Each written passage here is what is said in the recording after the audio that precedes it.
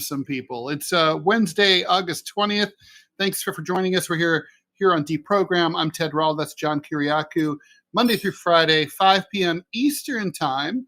John, you said it's a bit of a slow news day, and I think that's kind of true because we're kind of in between a lot of things that are sort of in the middle of happening. But it doesn't mean that we have nothing to talk about. So no, that's right. Hey, listen, so long as you read the New York Post every day, there's plenty to talk about. Always read the New York Post. So in no particular order, because that's not how we do things here. And by the way, please feel free to chime in with your questions inside the Rumble or the YouTube chat if you're joining us live. If you're listening to us later on, thank you so much for joining us. And do consider joining us live if you ever have the chance.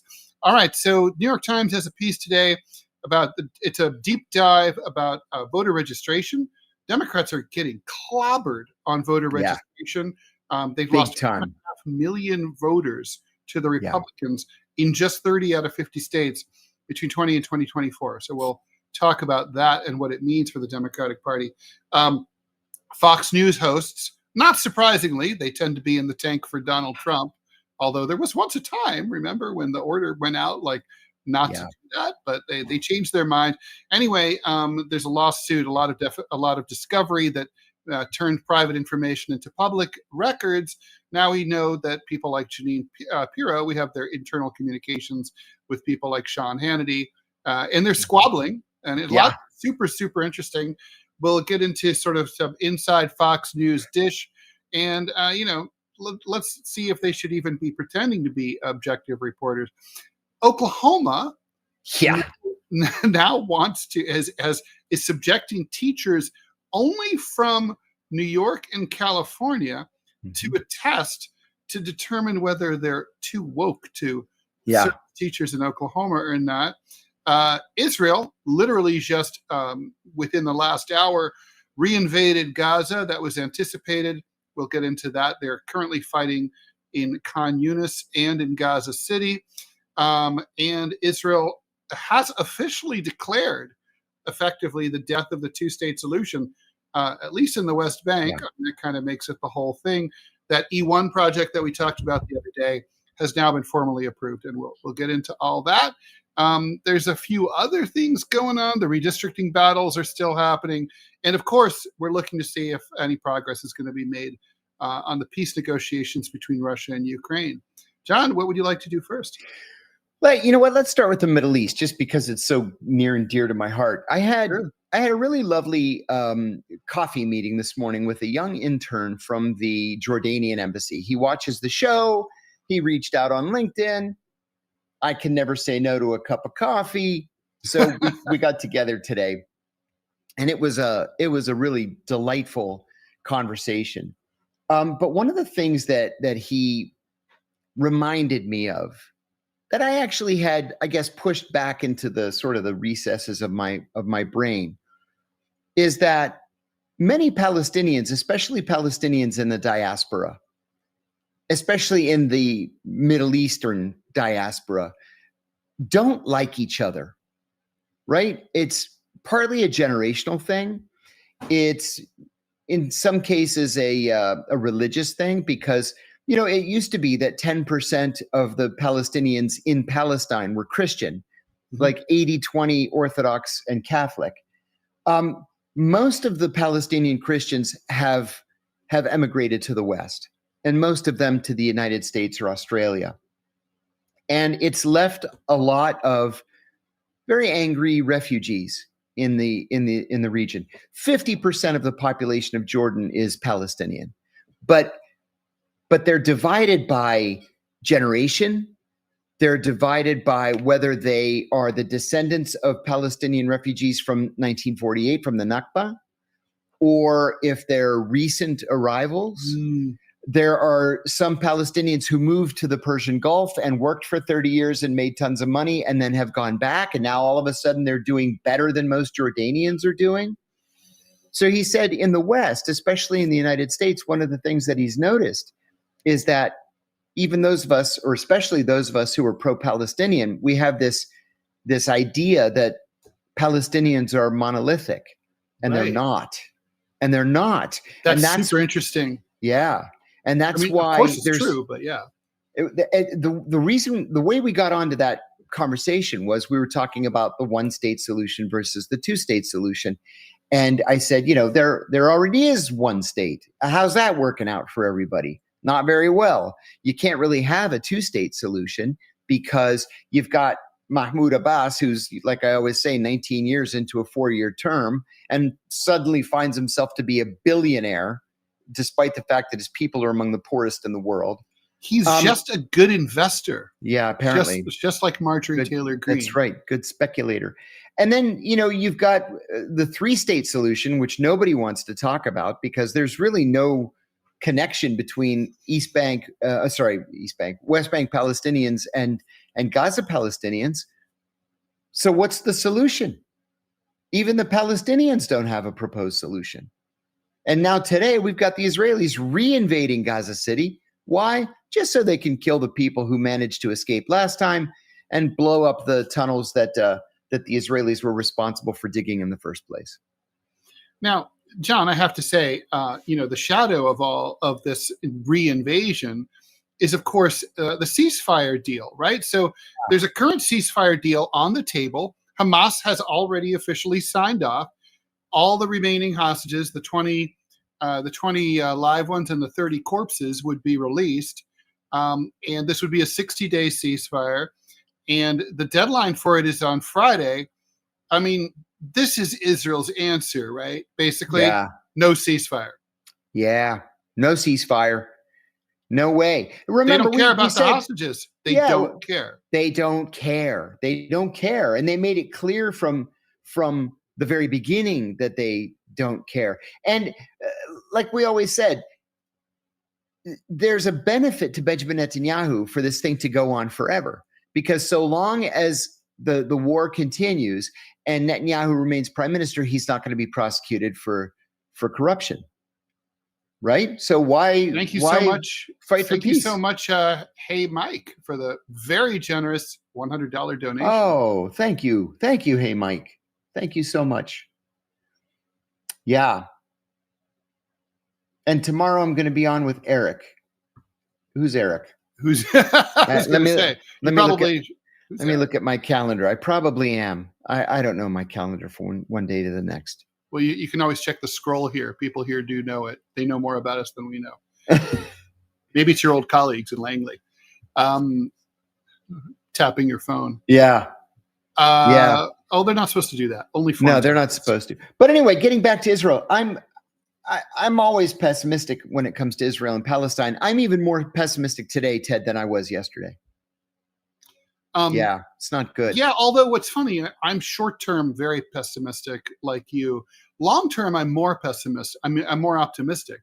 I think, like we've talked about before, the more of this shit that Israel pulls, the lower their approval rating goes, the lower their support in the U.S. goes, the safer it is for American politicians to cut them off.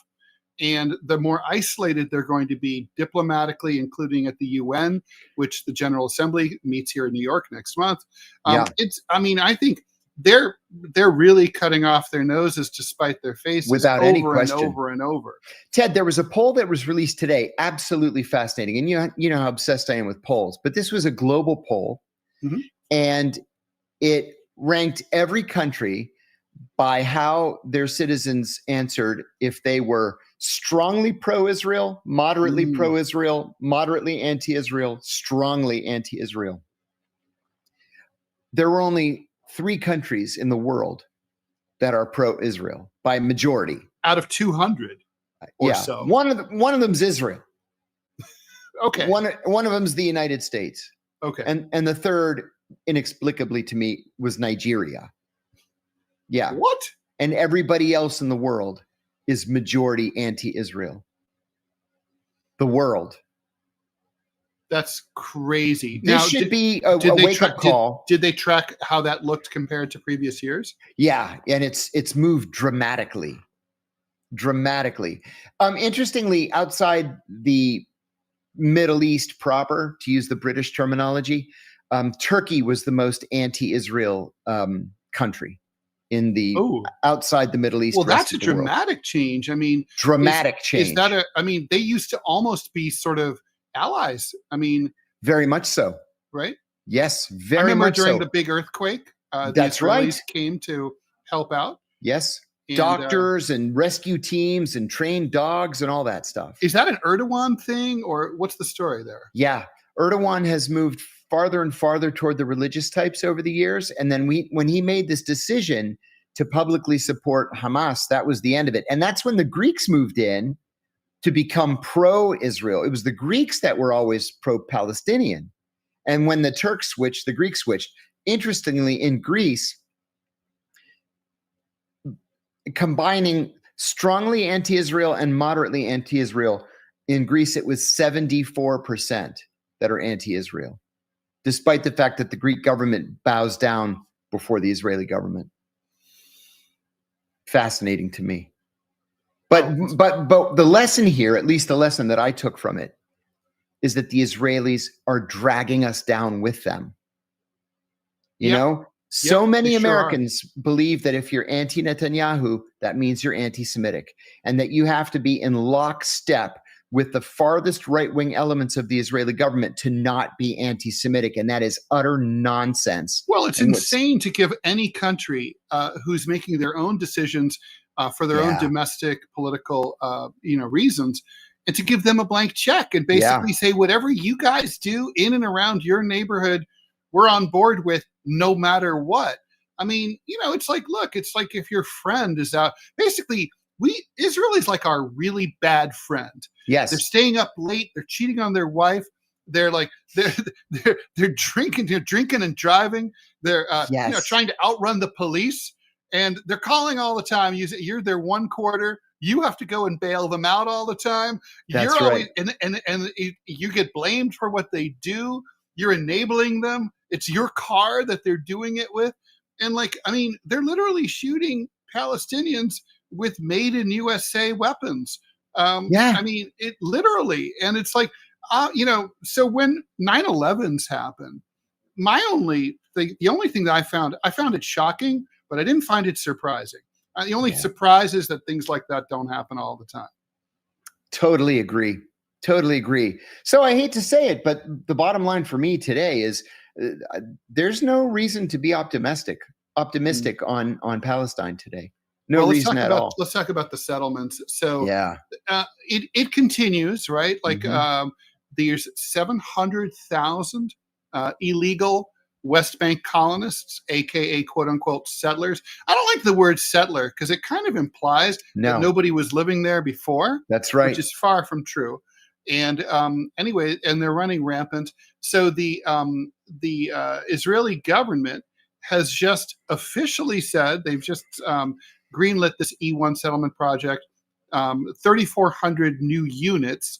So, I don't know how many what's the average family size in one of those units, but you got to figure, let's say 3 at least, right? At least. So at least 10,000 more people are coming in there, further slicing and dicing the Palestinian communities. But the big news here is the reason that the Israelis the right wingers are so excited about it is that this completely severs the West Bank proper from East Jerusalem, which was always intended to be the capital of a future Palestinian state. And this is basically saying we've completely annexed East Jerusalem, which has already happened, and you're not even gonna. We're never letting you back. That's it. You can't even come to visit. Yeah, it makes me sick to my stomach. And just to make matters even worse, or not even, I won't even say it like that. I'll say, just to add insult to injury, what the Israelis tend to do in the weeks and months before they seize Palestinian land is they'll go in and bulldoze the olive orchards, for example, or set fire to the crops, just so it makes it easier for you to just leave on your own.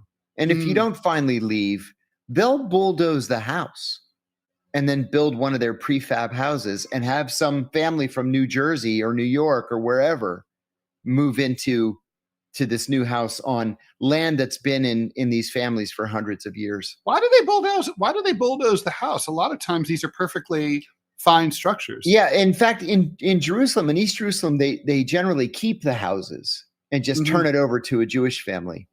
But but the condition of so many of these houses in the West Bank is so poor. They're thrown together with, scraps and concrete block and whatever. They're not really. They shouldn't be habitable. Yeah, but people are so desperate that this is all they can do. They're poor. Yeah, and their olive trees have been stolen or destroyed. Exactly. Yeah. So, all right. Well, I have to admit, obviously, always my loyalty here is with the Palestinians, and I mean, they will maintain the struggle. So that they will. Hey, is good. And we need to thank Firmware and Houdini both. Thank you so much for your generous contributions. Oh my God! Thank you so much. Yeah, it's like the scroll is going on here. Thank you so much. Yeah, that's crazy, right? As Houdini points out, the olive trees are 4,000 years old. They're some of the oldest things on the planet. Yes, they are. I was once at a panel discussion with other authors, and there was this woman was the author of a book about the oldest things on Earth. And some of the oldest things on Earth are trees. Yeah. There's some like shrub trees. There's some shrub in Africa that's like doesn't look like much, but it's like 6,000 or 7,000 years old. There's a giant sea sponge that's thousands of years old in the Atlantic Ocean. Wow. And there's some giant underground mushroom complex. Oh yeah. That goes for really acres old. And acres. It's out in like Oregon or something. Yeah, that's right. There's an olive tree in Crete that's 3,200 years old. It's the oldest olive tree in Greece. When I was living in Athens, I lived in this normal, suburban house, this 5-year-old house. But I had a 300-year-old olive tree in my front yard. And my first year that I was there, it started making olives and the olives started to ripen. So I asked a guy at the embassy, I said, hey, I have this olive tree. It's making beautiful olives. I don't know what to do with it. He said, oh, no, we'll take care of it. You have a choice, he says. We call the olive company, the olive harvesting company, and you can do two things. You can either pay them to harvest the olives, or you give them the olives to harvest, and they give you 5 gallons of the olive oil that it creates. Yeah, because there's a lot of processing with olives. A lot. Right? You can't eat them off the tree. No, they're terrible. Yeah. So I ended up using olive oil from my own olives for years, 3, 4, 5 years. I had that olive oil. It was amazing. That's cool. So awesome. And it's 300 years old. And it's 300 years old and absolutely delicious. Just think about that. Like that blows my mind when I think about what the world was like in 1725. Right? Just in my little yard, I had a peach tree, a plum tree, an orange tree, a lemon tree. I had the olives, and I had a big tortoise. Oh, really? Where's the tortoise? He would just eat the fruits that would fall off the tree. Oh, wow. Was he? Oh, so he was like wild. He was. Yeah, indigenous. It was. I looked it up. It's called an Attican tortoise. Oh God, it sounds. I would feel like a king if I had those things. Every morning, I'd wake up and I'd feel a little bit happy just because. Yeah, it was good. It was good. I liked it. Okay, so I think we'll leave that there. What should we talk about? And thank you to Matthew as well, who also has a question. Thoughts on Trump making cartels as terrorists? I don't think we've really talked about that in any depth. When Trump first said that he was going to classify or have the State Department classify the drug cartels as terrorist groups, I said that it was a bureaucratic move because it would free up funding for the intelligence community that otherwise is not focused on drugs to begin things like intercepting the communications of cartel leaders. And a lot of people predicted that we would start using offensive capabilities against the cartels like drones. That hasn't happened. No. Do you see any reason why there's a benefit to classifying the cartels as terrorist groups? Well, I mean, when you, under American law, right, when you classify anything as a terrorist group, it opens up you can pretty much do anything you want. You don't need you don't need an authorization from Congress. I think it's because you can rely on the 2001 post 9/11 authorization to use military force that basically has never been expired, right? As far as I know. And anything related to terrorism in general, or specifically Al Qaeda or anyone who may or may not have been responsible for 9/11 or anything like 9/11, blah, blah, blah, blah. It's so open-ended. So I think that's why it's very tempting for the government to just classify anything that they don't like, including bad weather, as a terrorist. That's right. Terrorist. Yeah. That's exactly right. Should we talk about these? We should definitely touch upon the redistricting.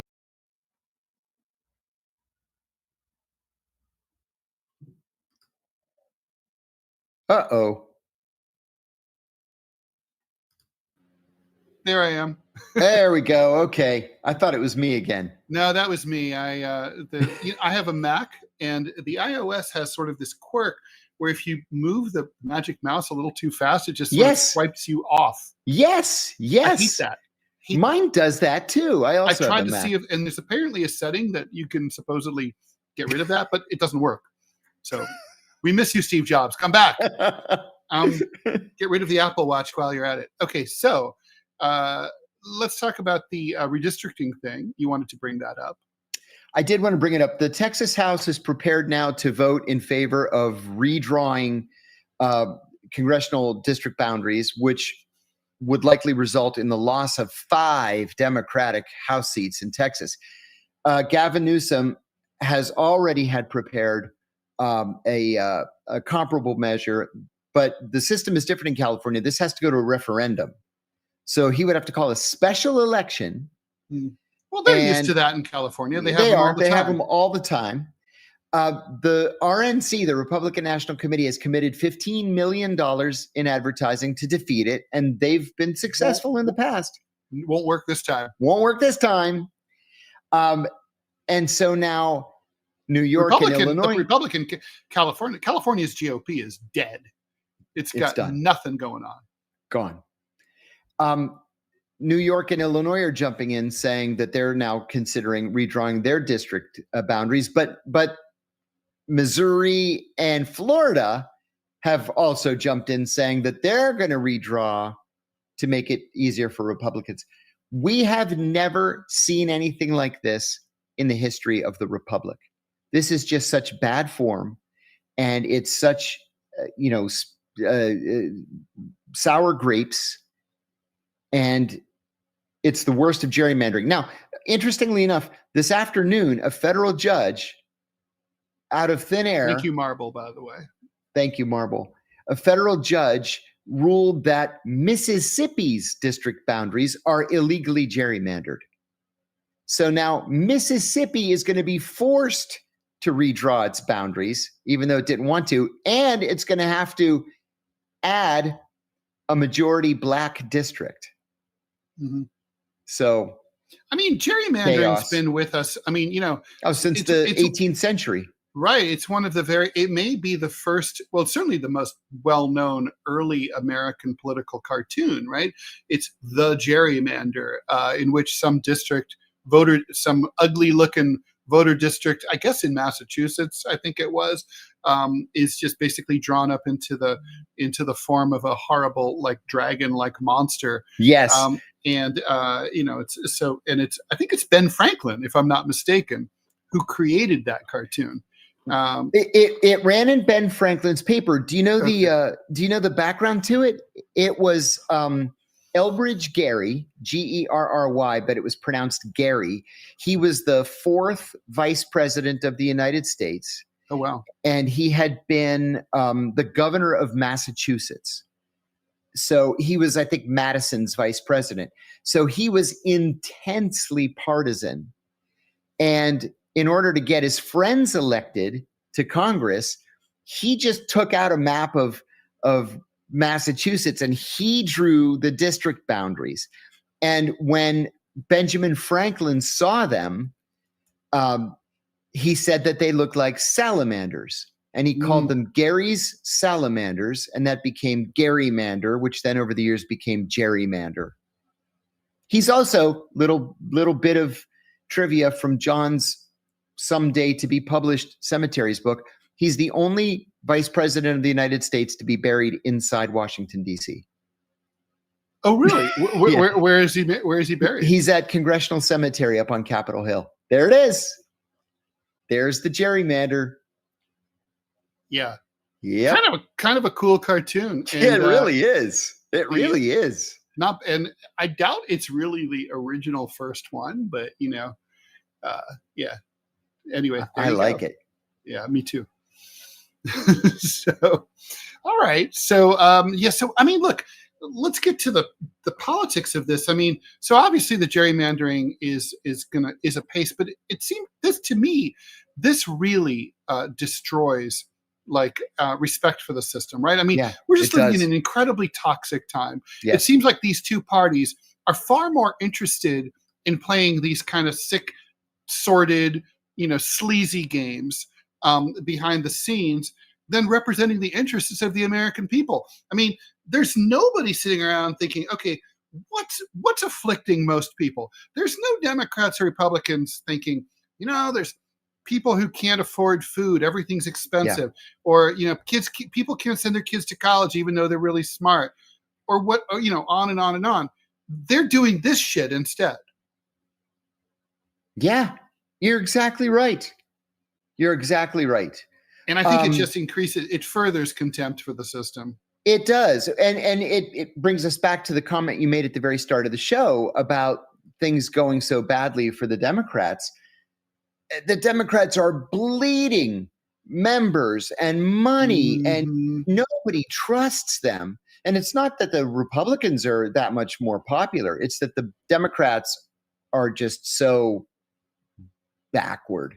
Yeah, so let's be clear here, because it's a really complicated picture, right? So first of all, Democratic voter, I'll try to pull up a chart of this, but basically Democratic voter registration vis-a-vis Republicans is collapsing. But overall affiliation is also declining. So more and more Americans are the fastest growing group is really unaffiliated voters. In 20 out of 50 states, you don't register as a Democrat or Republican or anything else. Right. By the way, you can register as a Green or a Libertarian or anything you want, a Socialist, but 30 out of 50 states you can. So in those states, people are just like fleeing. They're fleeing the Democrats much faster than they're fleeing the Republicans. John, I have a theory about what's going on here, which is I think that as the Democratic Party and the Republican Party, but the Democrats more, they're no longer a political movement that promotes an ideology. They're a team. And when you identify, like most of my friends basically are parts of Team Blue. They identify with the Democratic Party because they've always been they're Democrats because they're Democrats. The Democratic Party can change radically on policies like, hey, let's start wars all over the place, when 30, 40, 50 years ago, that's not really who they were. And the Republicans were the hawk party, but they're still Democrats. Once a Democrat, always a Democrat. Republicans also, it's a team. When you're on Team Red, there's even Republican fashions, right? Like there's even like women wear more makeup if they're Republican. There's a way to look. There's a there's a kind of car you're more likely to buy. So this reminds me of Byzantium, where there were the blue and the red chariot teams. And at first it started out like as just entertainment, but over the centuries it evolved into political parties. There were riots, and it got to the point where if you were from a red chariot family, or you would not let your daughter marry a guy from a blue chariot family. And we're seeing that too. So if it's a team and not an ideology, well, you're going to go with the cooler team, the team that seems to win more, that seems to have more pizzazz. And since 2016, the team that's had more pizzazz has been the GOP. That's my theory. I think you've hit it right on the head. If I were to ask myself, who's the leader of the Democratic Party, I could come up with 20 different names or 0 names. Right. By the way, Gavin Newsom, my favorite governor, seems to be like really having a moment these days. He wants to be the big kahuna, and he's doing it basically by mimicking Donald Trump. Like he goes on Donald, right? He does all cap tweets, and like basically, and then he says sad exclamation point. Tends to be Donald. Tries to be Donald Trump. As a student of politics, I think it's always a mistake to be, adopting or even satirizing someone else's framing. Yeah. I think it's always better to have your own framing and try to make that framing better. Am I wrong? No, I think you are exactly right. Yes, I think you're right. But it's like, Ted, they don't have an appreciation for it. It's like they don't see what the rest of the country sees. When only 24 or 25% of Americans consider themselves to be Democrats, that's not a brag. That's a problem. It's a problem that you should be dealing with. John, you must remember in 2004, I think it was, two guys wrote a best-selling book called The Emerging Democratic Majority. I remember. 21 years ago. The theory was that the Republican Party was obsolete, would never remember when Obama was president, more recent, right? The Democrats got rid of the judicial filibuster, reasoning that the Republicans would never control the Senate ever again. Never. And they said that once Texas turned blue, and it was turning blue, it was imminent. Right. That no Republican presidential candidate would ever win again. It was impossible. They would have to come up with a new party, this new political realignment. And of course, that was all ridiculous. And obviously, it couldn't be more different now. I mean, look, let's get into some statistics here, right? So 4.5 million registered voters, right? This isn't even swing voters who are like, I'm a registered Democrat in New York, right? But I could vote for a Republican if I want. That's not even that. This is me like calling the Board of Elections and saying, fuck the Democratic Party. I'm moving over to the Republicans, which requires work, right? Yeah. You have to work at it. So that's in just 2020 to 2024. Now, that's a Biden effect, I think, in large part. And looking back at that, it's like, God, the way they clung to Biden. I mean, what a catastrophe. And the other thing is they had this assumption, like Democratic voter registration moves, which are basically usually run by third-party organizations, not third parties, but like not the Democratic Party, like labor unions and NGOs and so on. They'll like go out and register people. And they'll say, oh, let's just register a bunch of black guys because blacks always vote Democratic. And they did. Right. Until they didn't. And Latinos, they always assumed that that was wrong from the outset. Yeah. And so that was wrong. They don't know what to do. And then the Democrats in today's New York Times find themselves in the awkward position of having to confide that they're really no longer interested in just registering minorities. They really want to just register Democrats. Yeah. And they're trying to figure out how to do that. How can they find their would-be Democratic voters? Oh, if only there was a way to appeal to get the Democratic Party to be more popular. I don't know. Get better candidates with good issues and good publicity. Mm-hmm. You would think. I had a conversation today with two Swedish professors. They have a podcast, and we were talking exactly about this issue.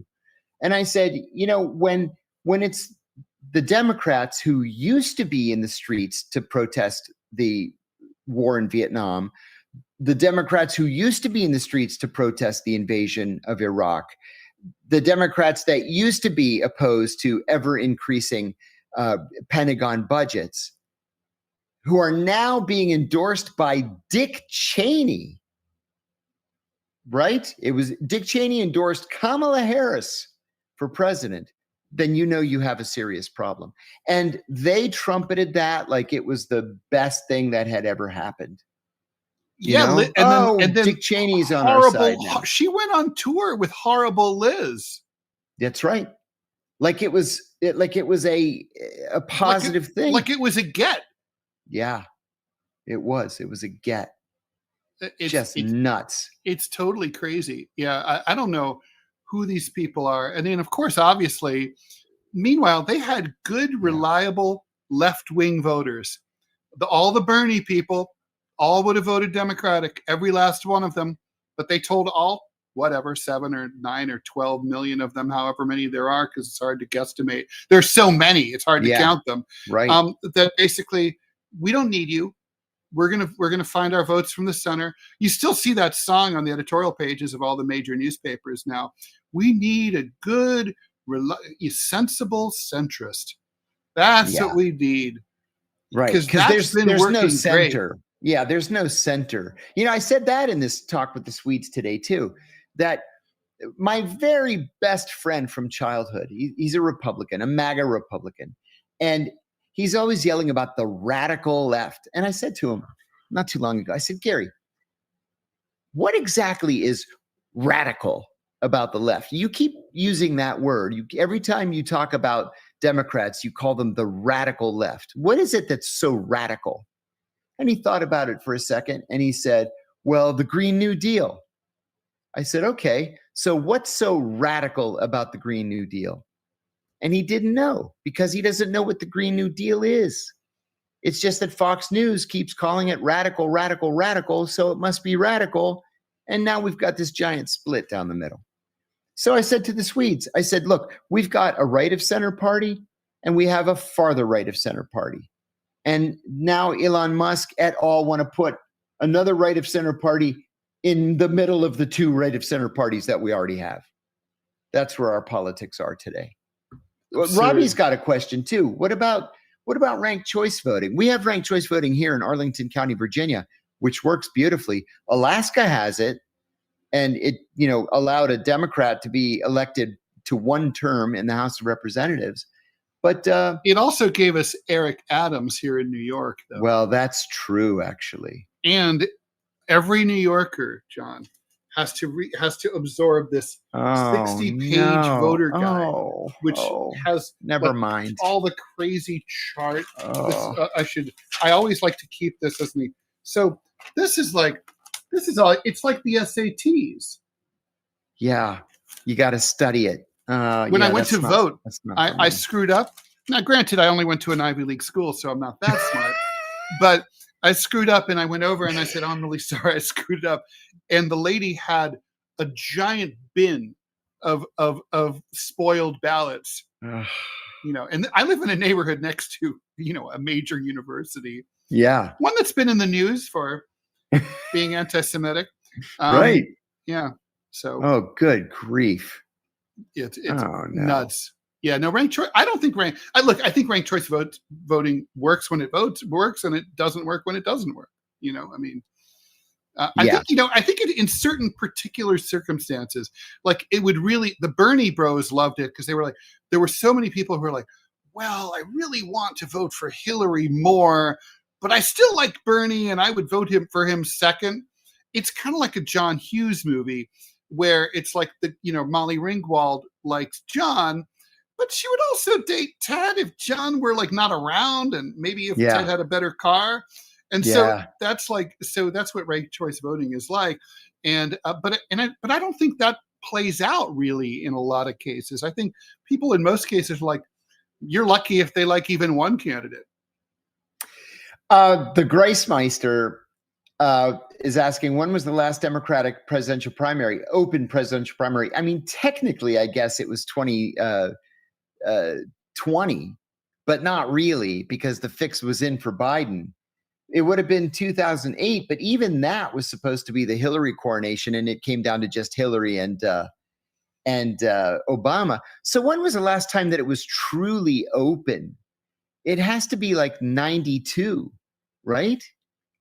Well, 92, yeah, the fix was still in to some extent, right? I mean, and I was there in the convention hall when that happened. I'm trying to think like when it was really thrown open. I don't know, John, I'd have to go back to 1980, I'd have to say. For the Democrats. Yeah, when Ted Kennedy challenged Jimmy Carter. Even though also I was in the hall for that. And let me tell I was a young I'd man. love to. I'd I love to was have been there. 17. And let me just say, the party, they went full spectrum DNC in 1980. They changed the rules so that Carter would get the nomination. I'm convinced that Ted Kennedy would have had a better shot against Reagan in terms of a more enthusiastic liberal base. We lost out when we didn't get Ted Kennedy to possibly be the president of the United States. With all of his flaws, don't let him drive your daughter home. But yeah, don't let him drive your daughter home. Yeah, ask Mary Jo Kopechne about that. Well, you can't. But yeah, I agree. Should we talk so about Ted? Go ahead. Ted, sorry, one more question. We're 3.5 years out from, or 3 years plus a couple of months out from the next election, but we're only really a year and a half out from the start of the primary. Yes. So is a year and a half enough time for the Democrats to get their act together?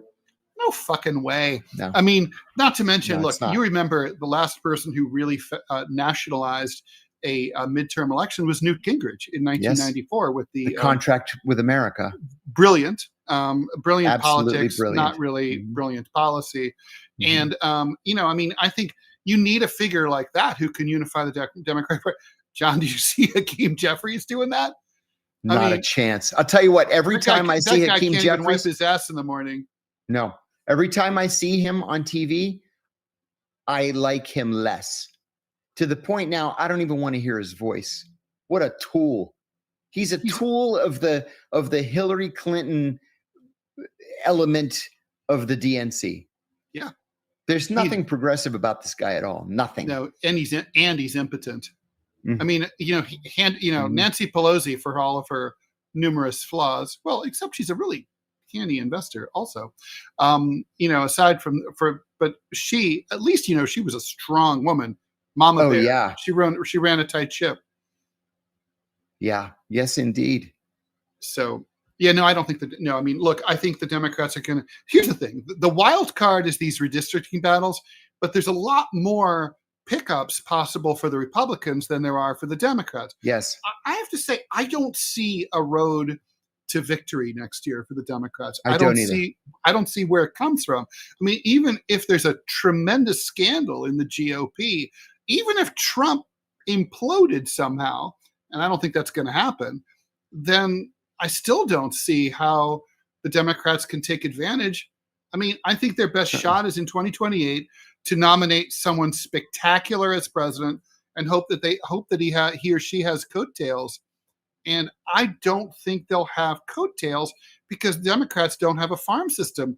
Obama got rid of the farm system, such as it was. And I think the Democratic Party is in real trouble. I mean, we don't want to write them off completely, like the GOP was written off completely, obviously. GOP was written off completely in 1964. Boy, was it. But 1974? In a two-party system, one party can always come back. But it's right. But I don't see it happening anytime soon. No, totally agree. So speaking of elections, I love this story about Jeanine Pirro and Fox News. So basically, Smartmatic sued Fox News 4 years ago for $2.7 billion for defaming their voting machines, for saying that they were used by the Democrats to throw the election to Trump. Jeanine Pirro, who's now the Attorney General of the District of Columbia. No, she's the U.S. Attorney. U.S. Attorney for District Columbia. And not defending the people of the district from the military invasion. No, she's defending the cops from sandwiches. Right. So, but it's not just her. There were all these internal deliberations, and basically she's quoted in saying things about how So for example, here's one of my favorite quotes. Jeanine goes, "I worked so hard for the president and the body and the party." She said she only cared about one thing, which was getting a pardon for her ex-husband. I don't even know what he did. Do you know? No idea. But I asked her to help me, And I talked to her assistant, and she says, 20,000. And I said, come on, man. I don't have 20,000. I'm just asking for a tweet. Just a tweet. Pardon John Kiriakou. 20,000. I said, forget it. Wow. The only interaction I've had with her, I was on the show once, and 20,000. I said, forget it. And she never invited me back. Do you think it would have worked? No. So there's that too. Yeah. Such high prices, such small servings. Awful people. So I guess, so also among the other stuff that came out is a lot of squabbling in Fox. This is all from the discovery process, right? When you sue someone, you can get all their internal communications and read all that stuff. So anyway, some of this is really juicy, right? So here's Jesse Waters, who's on, you're probably familiar if you watch The Five, as I do every day, or I did every day until we got this show. He was talking to Greg Gutfeld. Think about how incredible our ratings would be in 2020 if Fox went all in on Stop the Steal, which was, of course, Trump's attempt to overturn the election, or to just sort of deny that there was any way that Biden could legitimately win. And basically, there's a lot of behind the scenes stuff about how much Sean Hannity is a mad egotist, which really comes as no surprise to anyone. No, there's a shock. Apparently, This is my favorite moment.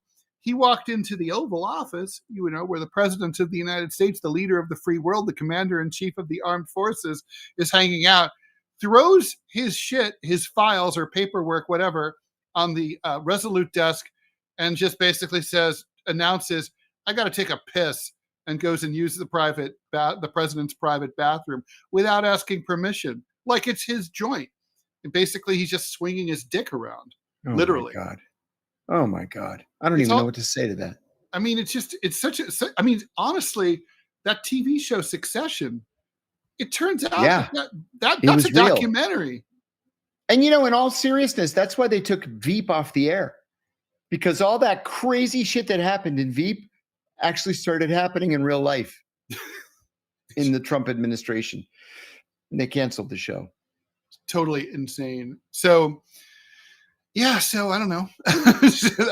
It's just worth knowing. I mean, John, do you think by the way, I should say that Fox was really pissed that this all came out, and that they're getting their asses kicked in all of these defamation cases. They claim that they're using their God-given First Amendment right to express their free speech, and that they're being censored by the man by these defamation claims. The only thing that pisses me off about these defamation claims is that apparently you have to be a giant multinational corporation in order to be able to take on a cable news station like Fox News, which, slimes people every single day, but they can't do anything about it. Yes.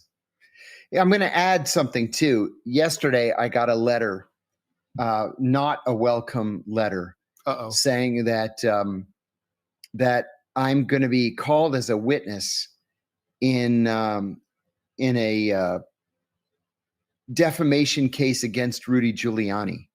Oh boy. Yeah.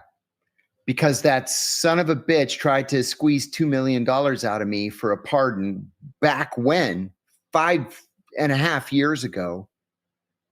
And the story just keeps bubbling along and bubbling along. Who's the plaintiff, if I may ask? It's Noelle Dunphy. She used to be his assistant, and she was his director of business development at Giuliani Partners. Apparently, the day that the New York Times story came out, where I was quoted as saying that he tried to squeeze me for $2 million, he said to her, that son of a bitch Kiriakou ratted me out to the New York Times. That's what she's alleging in the lawsuit. He then called the New York Times and said that he and I had never met. He didn't know who I was.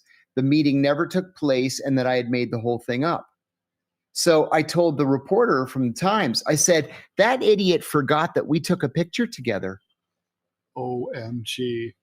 So I sent the picture death by to the selfie. Times. I sent the picture to the Times, and the Times said, Giuliani denied. The Times has seen documentary proof that the meeting took place. John, what is her claim exactly? Why is she suing Giuliani? Her claim is that he never paid her over the course of a year and a half. It was just promises, promises, promises. And then he sexually assaulted her twice by forcing her to perform sexual acts on him in exchange for him not ruining her reputation in the Republican Party. But this is a defamation claim. Where's the defamation piece? He ended up ruining her reputation in the Republican Party. Oof. Yeah. So she's suing him for millions of dollars. Isn't he broke though? He says he is. Her attorneys are arguing that he has more than $100 million hidden in overseas accounts. Good luck getting them. Yeah. If that's true. It's because I don't have enough problems in my life. I'm going to get involved in Rudy Giuliani's bullshit. Well, you'll just have to give a defamation. I mean, what am I saying? A deposition. Deposition. I'll do a deposition and be done with it. Yeah. No, I mean, that's no and fun. Just all you do is you just tell the truth. That's it. Just tell the truth. That's it. Yeah. I mean, and then honestly, you get up and leave. Yeah. And you know, yeah. I mean, I've done this. It's as you know, you've done this. Yeah. It's nothing to fear here. Yeah. Awful. Oh, okay. So here, Robbie, thank you so much for this. Yeah, thanks, Robbie. Albert Pirro was arrested and convicted in 2000 on 34 counts of conspiracy and tax evasion. He'd improperly deducted over $1 million in personal expenses for his lavish lifestyle as a business write-off for his real estate business. He served 17 months in prison. He got disbarred, although his law license got reinstated in 2007. In January of 21, as one of his last acts, Trump did pardon Albert Pirro. The arrest and conviction were significant, and I don't know what whatever. I don't know what the rest of that is. Okay, but anyway, that's good to know. I'm 34 counts, 34 felony counts of conspiracy and tax. Well, you know those counts can add up. Yeah, they do. You know, I always assume that everyone's overcharged. Man. So, okay, so we can. I really want to. Well, I want to talk about everything here. Let's talk about the main topic that we had here. So, AI has been used. All these AI chat models, like ChatGPT, these large language models, and Grok, which is X, Elon Musk's company, and so there's Google AI. They've all been scraping intellectual property from all over the internet in order to quote unquote train themselves. So if you go do a search on Google about anything, like for example, tell me about the status of Israel's invasion of Gaza, you'll get search results like in the old days to links, but you're on top, you'll see Google AI, and it will summarize the answer to your question, whatever it is. And right. It may or may not have one or two tiny little links that you blink and you miss it, a little icon. Most people never do. And so what's going on is that it's called AI overview, right? News websites are saying that they're seeing their web traffic has declined by as much as 50% ever since Google AI Overview was introduced. Now, basically, it's not news that basically print newspapers are where 90% plus of all news reporting comes from, right? If it's on the radio, if it's on TV, it's on the internet, it came out of a print newspaper. And those papers have been in trouble since 1960. Yes. 1960 is when newspaper circulation peaked out. Then TV started eroding at it. Then in the 90s, the internet came into play. Information wants to be free. They gave away a lot of their shit. Craigslist ate up all the classified ads. The internet ate up all of the display ads. And it's just been death by a million very large gashes, really. And so this, now you're looking at a situation where like the LA Times may very well be out of business by the end of next year. It's the fourth largest. Kind of looks like that. Yeah. So we're looking at, we already have major news deserts in smaller towns. Canton, Ohio lost its newspaper a couple of years ago, and it's going to happen more and more. So there's whole sections of the country that have no local reporting. It's a golden age for political corruption. And so basically there's the publishers are fighting back a little bit. They're suing these big tech companies, but they're fucked, right? I mean, it's too late. It's too little too late, isn't it? Yeah, it seems that way. Even my own little local newspaper, the Newcastle News, which I try to scan every day, became so expensive. I spend like $50 a year on the Post, $60 a year on the Times, whatever it is, just to have access. But the little Newcastle News that does not have a Wednesday edition or a Sunday edition is $250 a year. I can't afford $250 a year for a 16-page local newspaper. And as a result, they can't afford to hire journalists. The editor is like 28 years old. They cover the local, county fair and the farm show and who grew the biggest pumpkin and what the local churches are up to. But you're right. It's a news desert. There's no other way to describe it. I suppose, you can, if you want regional news, you can subscribe to one of the Pittsburgh papers, but even the Youngstown Vindicator, and Youngstown was a big city. It had 120,000 people, and it's done. Its paper's done. The Youngstown Vindicator. I mean, I have to say, I really don't understand why. I mean, I would like to. The remedy here is civil court, right? But it seems to me like this is something Congress, if it had any sense of responsibility whatsoever, would take a look at in trying to protect news gathering. I mean, it benefits I know they don't like journalists because journalists can expose their skullduggery, but I mean, but it's kind of still to their advantage because they need the media to publicize their campaigns and their messages. It's how they get free advertising in between elections.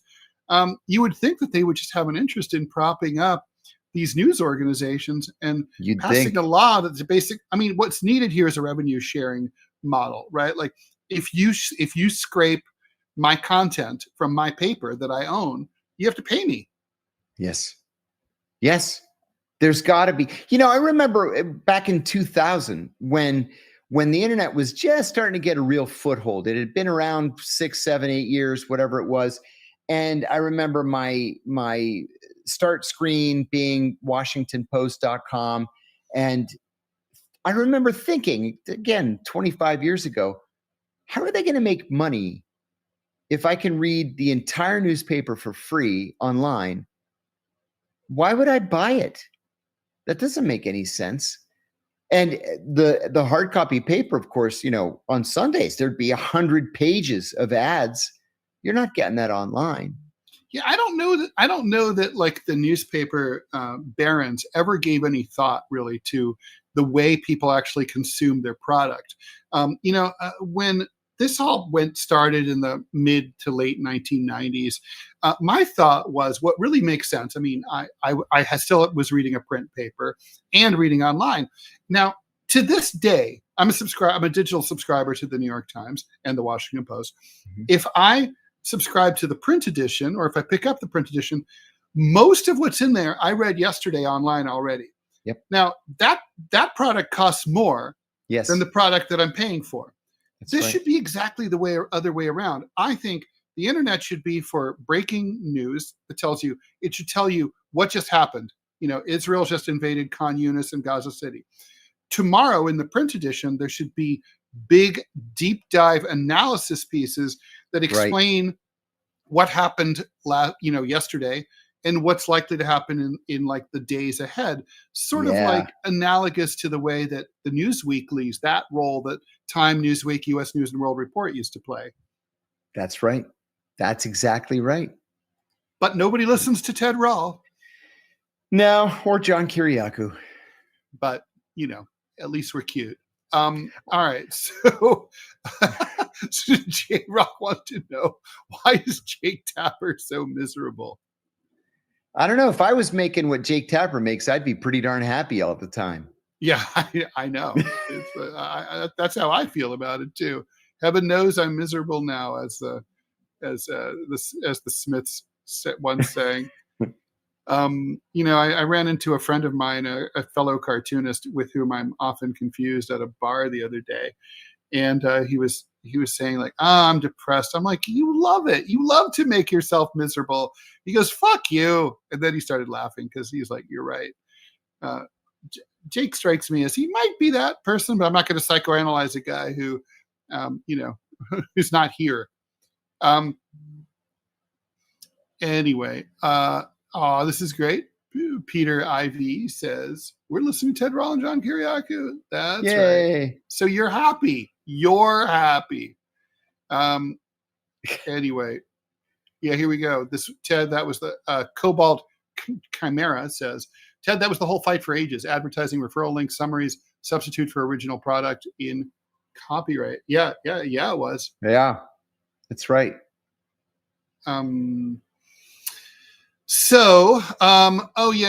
This has come up, and I guess we probably should. Where is this question? Everything is going by so fast here. Someone asked about do we want to talk about the Israeli pedophile thing again or not? We kind of already talked about it. The only thing that's new is the Justice Department said that they played no role in this at all, nothing at all. I find that very hard to believe because we're talking about electronic images, and we're talking about electronic communications to try to meet up with an underage girl. That would make it federal. So what? The Justice Department just told the local authorities in Las Vegas to handle it, and they let the guy go, and he just ran back to Israel? I don't know. Somebody's lying. Yeah, agreed. Russia and Ukraine, basically, Trump wants, it's not a formal deadline, but Trump would like Putin to meet with Zelensky by Friday. And I assume Trump will be there too, although he's not formally committing to that yet. What do you think? I mean, right now, I think the silence is the negotiations to try to make that happen. Yeah? I would hope that that's the case. The international media seem to believe that that the Russians aren't interested in meeting with Zelensky, at least not on Friday. But why wouldn't they? Why wouldn't they be? Because they're winning. Mm-hmm. But they're not winning at fast speed, right? No. But there has to be something in it for them more than what they're apparently being offered. Right. I mean, I hope they do. I'd love to see this thing come to an end ASAP. Like I've said 1,000 times, if we're going to be, peace activists or supporters of peace, then by God, let's be supporters of peace rather than to watch all this posturing. But I don't know. I'm just not seeing a rush to the negotiating table. Last but not least, I believe this will be last. Oklahoma has adopted a new teacher screening test that requires applicants from blue states like New York and California to get a perfect score on a 50-question exam in order to weed out quote unquote woke people. What's funny too is that states like Oklahoma and Kansas are having serious problems attracting teachers. Right. And in fact, in places like Kansas City, Kansas, those teachers are resigning and moving to Missouri, right, where they don't have to put up with silliness like this. Same thing in Oklahoma. They're just moving to Texas, moving to other states where they're treated like human beings. They don't have to go through this political indoctrination. So here's some questions from that test. Number 1, what are the first 3 words of the Constitution? A, in God we trust. B, life, liberty, and happiness. C, the United States. D, we the people. I mean, I know the answers to that. Yeah, me too. All right, if you're 2, a teacher and you don't know the answer, then shame why on is you. freedom of religion important to America's identity? A, it makes Christianity the national religion. B, it bans all form of public worship. C, it limits religious teaching in public life. D, it protects religious choice from government control. Number 3. Oh, here, I'll just do one more. Number 5. Why do some states have more representatives than others? A, they cover a larger geographic area. B, they have held statehood for a longer period. C, the number is determined by military presence. D, representation is determined by population size. I mean, you'd have to be really a retard to not be able to. Yeah, very much so. Yeah. Although, you know what? When I was serving in Bahrain, we had a secretary in the political section who thought that the State Department was a division of the Pentagon. Oh my! Mm-hmm. Yeah, there are a lot of dum-dums out there. Yeah, there are. Yeah, this is funny. Houdini says, "I lived in Oklahoma. They need all the teachers they can get." Yes, hilarious. They do. And Nick Otto says the top superintendent of all Oklahoma public schools currently embroiled in a porn scandal on his TV in the office. The porn was allegedly seen by students. Lovely people all around. OMG. And then we'll leave it there. DNI Tulsi Gabbard announced overhaul of her department, cutting over 40% of staff. I mentioned today in a podcast that when the ODNI, the Office of the Director of National Intelligence, was first created, it had 16 employees. Now it has 20,000 employees. So yeah, they need to cut staff. So the idea for DNI was post 9/11, right? To have more coordination between all the agencies, especially as it related to the budget. Yes. Mm-hmm. Well, bureaucracy grows and grows and grows. All right. Good. Thanks everyone for joining us. Appreciate it. You're here Monday through Friday, 5 p.m., which means we will be back tomorrow, Thursday at 5 p.m. Eastern time. No idea what we'll have to talk about, but we will talk about something. Ted, do we have any ads before we leave? Oh, good question. Let's take a look at the Rumble feed here. Looks like, no, we don't. Okay. Oh, actually, maybe we do. Okay, honestly, I have to admit I'm a little greedy. It tells you how much we get. and the money is so little, I'm going to let you go. Like $2.50. Yeah. Not even. Yeah. Yeah. I'm like, what's the word I'm looking for? Fuck that. Yeah. So. Okay. Well, I'm deprogrammed. I am completely deprogrammed. I'll figure out how to take that DNI comment offline somehow. Anyway, thanks everybody, and talk to you later. See you tomorrow. Please like, follow, and share the show. Just a reminder, if you're not watching us on Rumble, please do.